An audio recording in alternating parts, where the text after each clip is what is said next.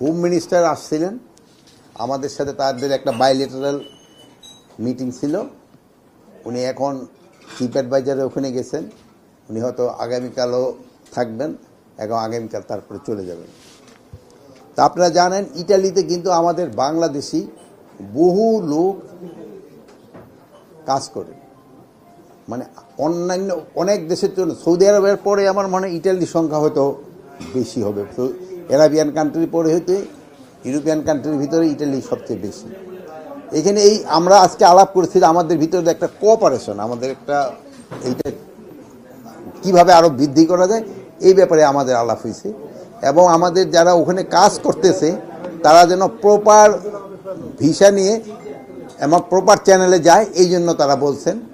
যেন আপনারা জানেন যে অনেক সময় অনেকে আছে যে যারা হয়তো সৌদি আরবিয়ার ভিসা নিয়ে গেল বা অন্য লিবিয়ার ভিসা নিয়ে গেল বা অন্য যে কোনো কান্ট্রির ভিসা নিয়ে গেল, তারপর ওখান থেকে আবার ইটালিয়ান ভিসা না দিয়ে চলে যায়।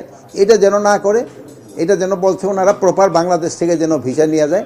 এবং ওনারা আমাদের দেশ থেকে আরও বেশি লোক নিতে আগ্রহী, যেহেতু বলছেন যে বাংলাদেশি লোকরা ওখানে খুব ভালো কাজ করেন এবং তারা খুব হার্ড ওয়ার্কিং এবং তারাও ইটালিয়ান ইকোনমিতে একটা বড় ধরনের কন্ট্রিবিউট করে যাচ্ছে। RICL TMX, যুগের পর যুগ স্থাপনা থাকে মজবুত। 1 লাখের মতো নাকি আমাদের শ্রমিক মানে আমাদের বাংলাদেশিরা ওখানে কাজ করতেছে। ওনারা নতুন করে লোক নেবে, বাট প্রপার চ্যানেলে যেতে হবে। একটা লিগ্যাল মাইগ্রেশন, লিগ্যালভাবে ভিসা নিয়ে ওনাদের, যেমন অনেক সময় আছে আমাদের জন্য অন্য দেশের ভিসা নিয়ে যাইয়া ওখান থেকে কোনো সাগর ক্রস করে চলে যায়, ওইটা যেন না হয়। বলছে আপনারা লিগ্যাল সিস্টেমে যাওয়ার জন্য ওনারা আমাদের অনুরোধ করছেন। বৈধ ব্যাপারে উনি খুব একটা প্রশ্ন আমাদের উঠায় নাই। এখন আপনারা বলতে পারেন অবৈধ আছে কিনা, যেহেতু যারা ধরেন যে এই দিক দিয়ে ওই দেশের ভিসা না নিলে সেই তো ইনফ্যাক্ট